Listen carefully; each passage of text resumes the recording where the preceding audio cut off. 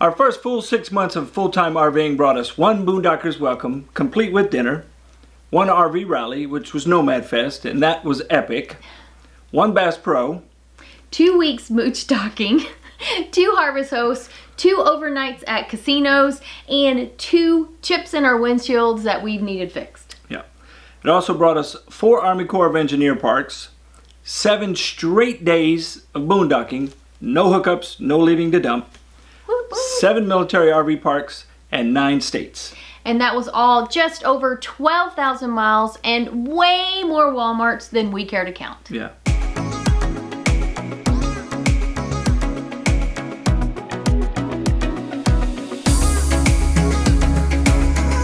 So the last 6 months have been pretty awesome for us. We have had a great time, but we thought we'd recap it for you and just kind of go through a lot that has happened to us over the last 6 months. Some pretty awesome, some maybe not as awesome as others, but you know, it's all been a learning experience. A few hiccups. Here and there. Yeah. All right, so first of all, you will see us refer to our notes.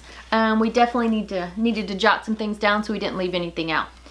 So first is our emotions. It definitely was an emotional roller coaster, right? It was, yeah, absolutely. So from getting started and all the planning and all the prep, we were so excited. I mean, it was like, we were like kids at Christmas, honestly. We were. So of course then we had to leave our friends behind, so it was happy and sad all at the same time. And then when we first got in the RV, you know, and I've heard this from other people, we just wanted to go. We wanted to see everything and do everything like right then. Yeah. We were excited to get bugs on the windshield. We wanted to hit the road and just not look back. Right. And go, go, go. It was like trying to do everything all at once almost. So we were definitely living the vacation life. Yeah, it definitely seemed like a vacation. Because there was no downtime to savor anything. We were just one place to the next, to the next, to the next. Right. And that was definitely in the beginning. We moved very quickly in the beginning. Yeah. But after a while, we definitely got into a bit of a rhythm. Yeah. We figured out our sweet spot is no less than a week at any place, and longer is okay with us, and we didn't think it would be. And we finally started leaving our vacation mode after Colorado. So when we left Colorado Springs, we finally kind of started living and not just vacationing. Yeah, that's when we made the transition from calling the RV, and we started calling it our house, our home. We're going home. You know, we would refer to Ruby as, oh, things are in the RV, or we got to go back to the RV. And then right after Colorado, it just seemed like it kind of hit us, and that was home to us. And then we didn't even realize we were doing it. Then we just started calling it the house or home. Yeah, we did have specific places we needed to be at when we first left back in May. So we moved pretty quickly to get certain places by certain dates.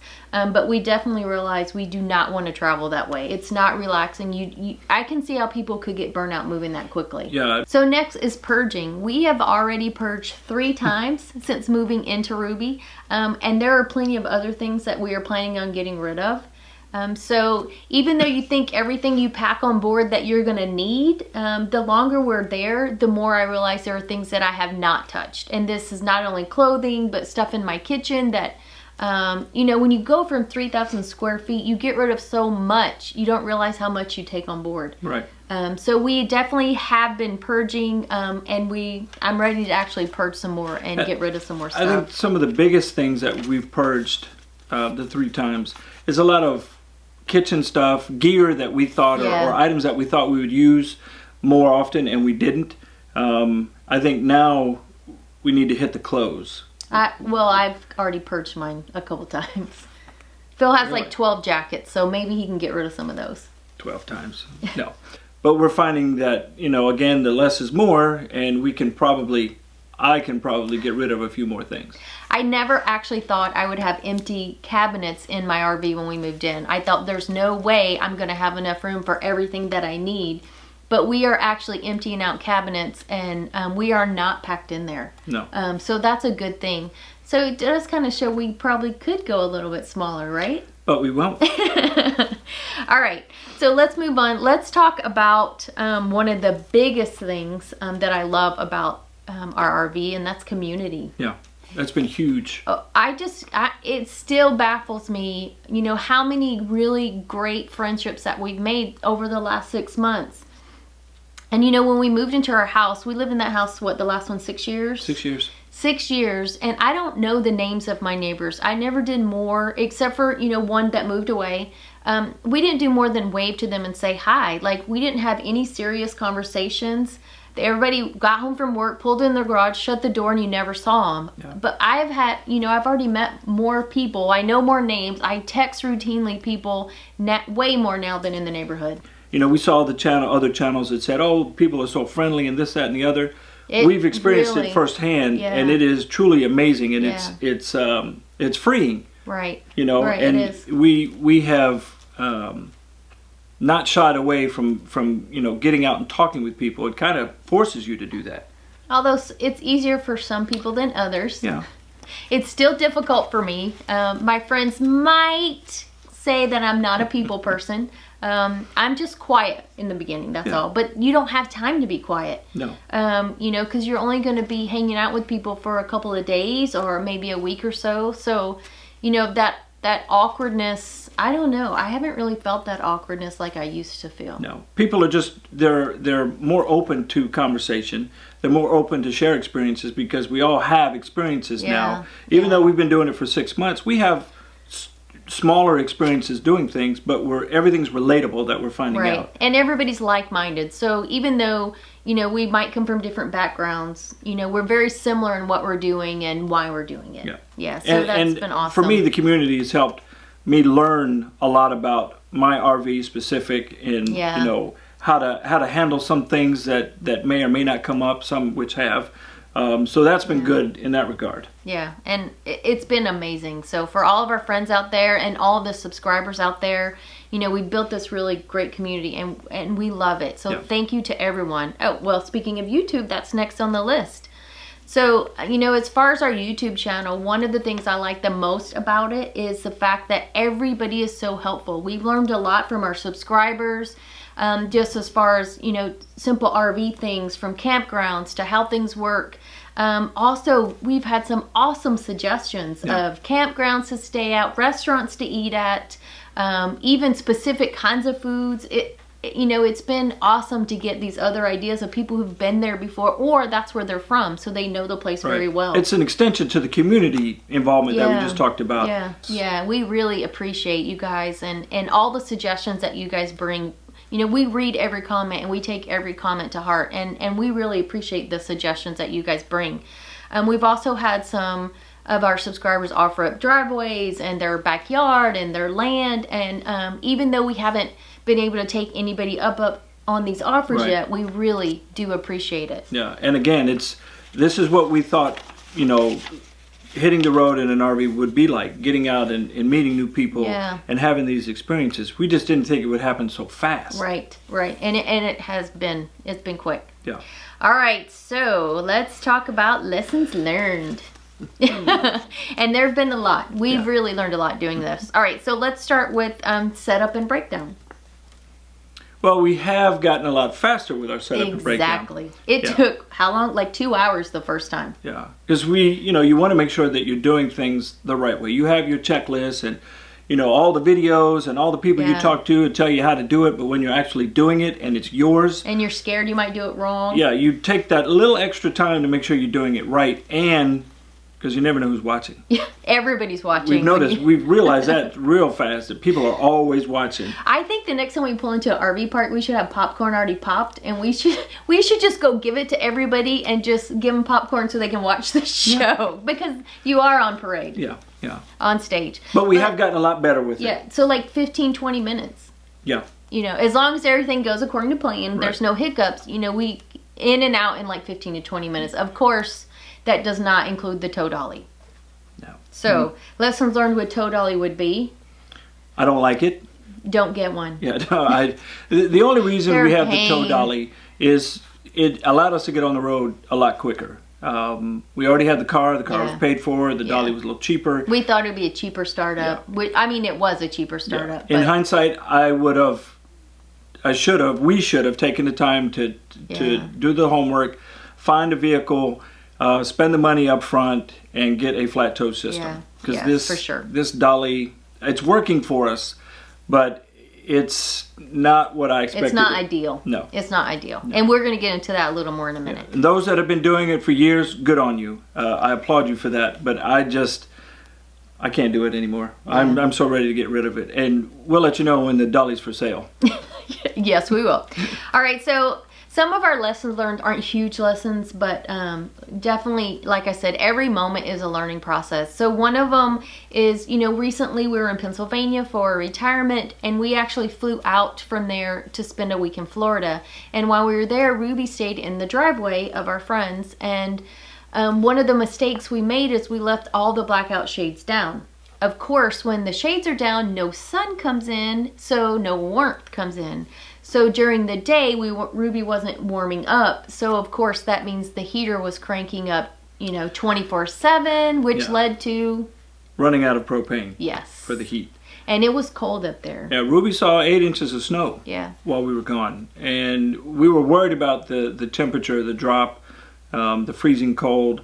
We took precautions. We thought we had everything handled and settled. But we didn't. When we came back, we don't know when the propane ran out. We'd like to think that it ran out Saturday morning when we got there. Like right before we got there. Probably not. But then we soon realized, okay, another lesson learned was got to pop open the shades. Yeah, that was a big thing. So it would have made a difference, obviously, with the sunshine coming in. So, we always do it when we're there. I don't know what made us, I don't know why we didn't do it. I don't know. That was lame that we didn't do it. Okay, so next lesson learned, of course, is the scary truckers gas stations.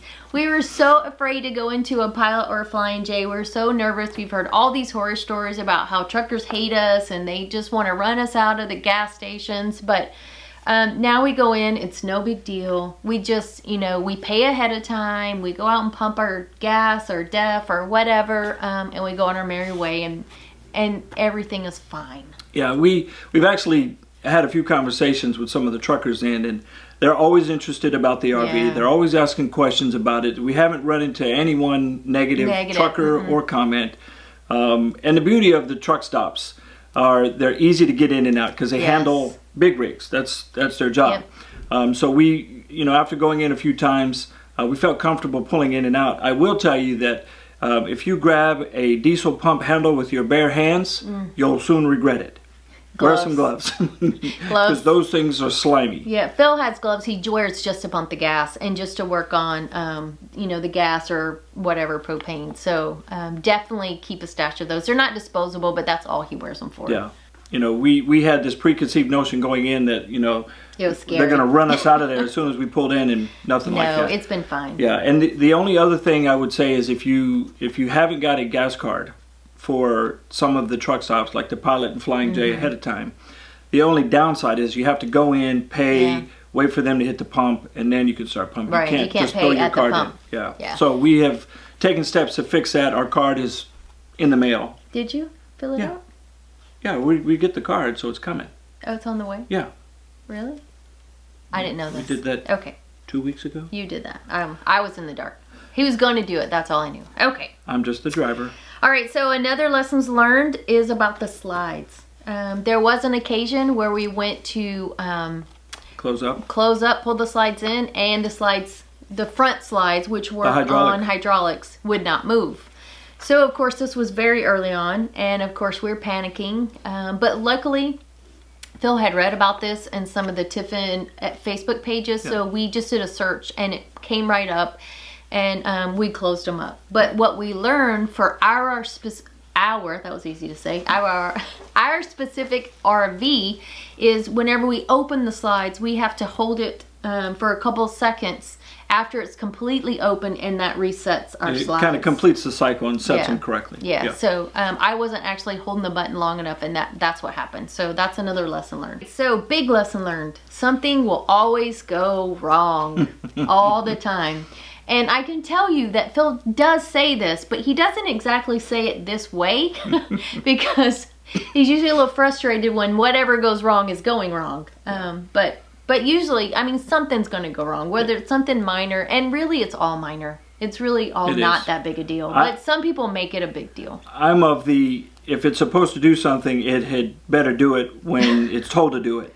And with the RV, it's Ruby's always telling me who's boss. This and is true. 9 times out of 10, she wins. So I've had to take a step back and just realize that the stories that we've heard, that it's going to happen and eventually it will happen. You just have to roll with the punches, and I'm getting used to that. Yeah. So he's learning to let it go. That's Phil's lessons learned. So I'll hold my breath until he figures that out. Yeah. But all right. So next, for us, lessons learned for me is the way I book. Way I book our reservations. Initially, I booked like the whole first 3 months, every single day. I had it planned if we were going to be staying overnight at a Walmart or something, and I had it all planned out. Well, unfortunately, although what I planned was great, you know, halfway through we started making changes, and we realized that they don't always like it when you cancel reservations. And they like to keep your money when you do that. Yeah, they like to keep a percentage. So for us, we've learned that it's better if I only book a few weeks out at a time. Actually, right now, I don't know what we're doing in a week. Like in 10 days from now, I'm clueless where we're going to be. So you know, even that close. So you'll figure out what works for you as far as your lessons learned with booking. Some people really get stressed about it and will book really far out, but for us, I'm learning to be more flexible and a little less type A, and kind of going with the flow more. Yeah, and there's a lot of people that they don't reserve anything; they just show up. Okay, that's too much for me. After driving, I would have a heart attack. Yeah, after driving, you know, even if it's 4 or 5 hours, I want to be able to pull in, know that I can pull in, hook up, and relax. Yeah. So we are learning that you know, reservations are a good thing for us. Yeah. That's how we like to operate. All right, are you ready for this one? This one is mistakes. Probably all mine. We've made a lot of them, but it's all been a learning process, so it's okay. Yeah. All right, so you want to start with the first one? Our biggest mistake, and it could have, it had biggest mistake. potential to be very costly. Yeah. Was moving the RV without unplugging from the power pedestal. Yeah. Yeah, that was a bad day. That it happened early on into our full timing. Actually, it was before we went full time. Yeah. Yeah. We were trying to get underway in the rain. It was a shakedown trip. Yeah, we were trying to get underway in the rain. Had gone out, and luckily I tripped the power. I turned the breaker off, and I must have saw something shiny because I got distracted. And we needed to move the RV up about 10 feet so I could put that dreaded Toe Dolly on the back. See how it's coming into play? And I had Stacy jump in the driver's seat, and I stood on the passenger side of the RV and just had her move forward. And when I did that, I took myself away from the pedestal so I couldn't see it at all. And she moved it up. Everything was good. I walked around the back of Ruby, and there lies our surge protector and power cord just stretched out on our site. And my heart sank. Luckily, we didn't bend the pedestal. We didn't break or tear anything up. The RV cord was still intact. We really dodged a bullet, in my opinion. Yeah, for that one. Where it could have been really, really bad. Yeah. And to this day, that just scares the you-know-what out of me. All right, number 2. Forgetting to put the pin back in the Toe Dolly. See? The Toe Dolly? Again, Phil, number 2. Those are all mine. We were leaving Fort Wilderness, had the car loaded up, everything was good. Why I didn't put the pin in, I have no idea. So we're driving down the road. Luckily, we were only about maybe a half mile down the road, if that. Yeah. And I looked in my side mirror and I saw a lady behind us, literally out of her car window, waving frantically. And I looked at Stacy and I said, "Oh, this lady behind us is waving." So I'm looking, and then I see that she's yelling at me. So I open up the window, and all I hear is, "You're dragging the trailer." Yes. So that was big mistake number 2. We haven't made that mistake again, but you see how the dolly is always involved with something bad? Not always, just those 2 times. All right, so the next big mistake would be running out of propane when temperatures are below freezing, and we weren't even there to take care of it. Luckily nothing froze, but we kind of already told you guys about that one. All right, so the next one is actually kind of funny. I really wish I had recorded this one because I stood there laughing the whole time. Phil was not laughing at all. No. So what had happened was We actually went. Do tell. We were in a very small town. We went to get the car wash because, of course, it was filthy from being towed behind the RV. So we went through the car wash, and as we came out of the car wash, we get a sensor on the car saying one of the tires flat. And it went from like a PSI of 6 to all of a sudden nothing. 0. So literally we had just pulled out of the car wash. Phil pulls it in right to the parking lot right next door.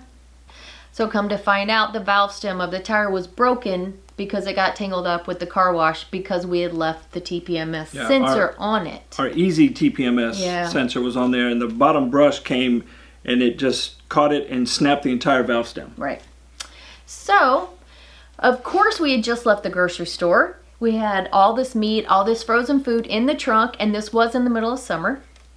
So we get out, we move all the groceries into the back seat so we could get to the spare tire. We pull everything out of the trunk, and guess what? There's no spare tire. Not one. Wait, not even is there no spare tire, but there's also no jack. No jack. In the car. So. And what she failed to mention is we've owned this car for 3 years, and I did not know that it didn't have a spare tire. Oh, but wait. Our friend also owns an Acura who discovered this a couple years ago and told Phil about 15 times. Phil, you better check and see if you have a spare. You better check and see if you have a spare. Did Phil check for a spare? No, because we didn't have the same Acura as them. They had the SUV, Whatever. we had the car, so I thought maybe it was just the SUV. No, we didn't have a spare. Yeah. So we get back into the car and Phil wants to call for a tow.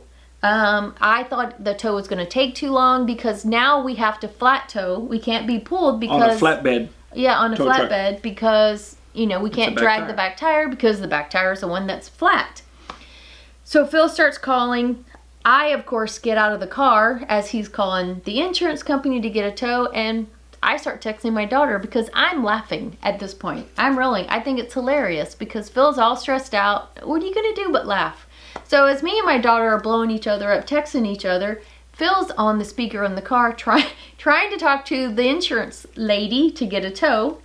Yeah, I'm on Bluetooth talking, and we have a group text with our family, so she's included me in the group text, so every other word is bloop as a new text is coming in while I'm trying to talk to the insurance people. And that was aggravating as all get out, but I'm trying to figure out how to get us back to Ruby. So to make a long story short, after Bree and I laughed and made fun of Phil a lot, I finally convinced him just to download... to get an Uber. So we were going to try Uber first. Right.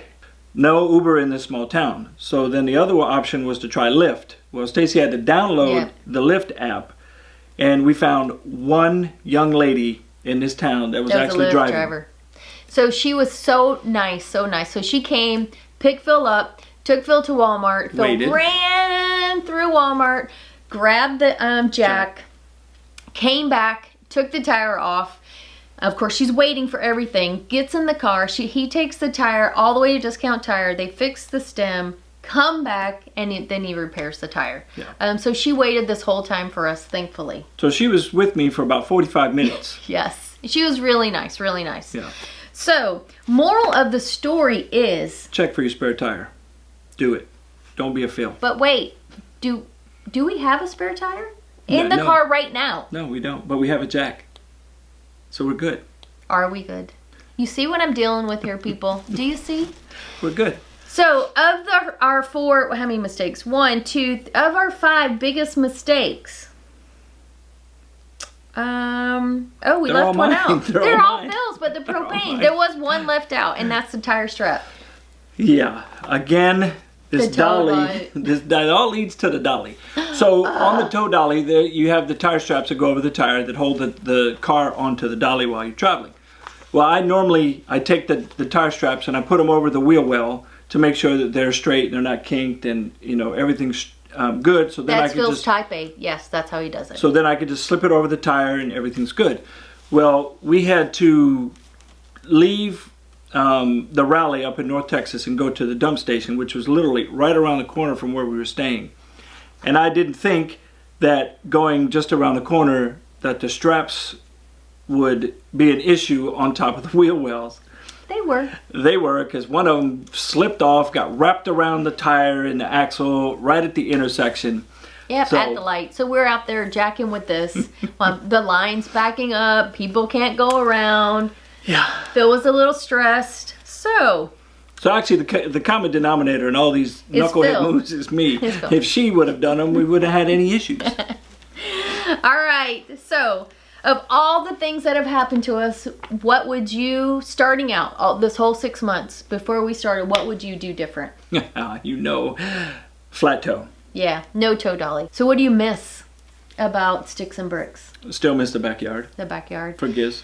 Well, I didn't realize how much I missed showers until No, showers with pressure. You Showers with haven't missed a pressure. shower. Oh, well, true. And unlimited hot water. Yeah. After staying in Florida for a week, we mooch talked with friends in Pennsylvania, so we snuck into their showers. And then right now we're staying at Phil's Uncle Jamie's house, and I just took a shower in his shower today, and it was heaven. So Yeah.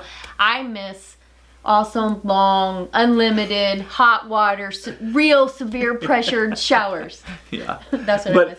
other than that, this has been, these nothing. past 6 months has been everything and then some Yeah. of what we expected full-time RVing to be. And truly a freeing experience to know that we're on the road and we're seeing and doing the things that we dreamt about. Yeah. Has been really nice. It's pretty amazing. Yeah. We never, I mean, you know how it is. You talk about one day, someday, one day we might, and we've been talking about RVing since we were in our 20s. After we got married, we always dreamed about it. And honestly, I never really thought it would happen. No. So for me, it's still amazing every day. I walk up to the RV and I'm like, man, this is a sweet looking ride. And then I'm like, oh yeah, it's mine. ours. Yeah. It's mine. Yeah. We're not slowing down anytime soon. No, we got a lot of miles to put on Ruby before we call it quits and hang up our keys. So hopefully there's something in here that will help you guys out in your future endeavors as RVers. And we will see you on the road. Okay. I can't see it. Let's start over. Army Corps of Engineer. I don't know till my arm. Yeah, okay.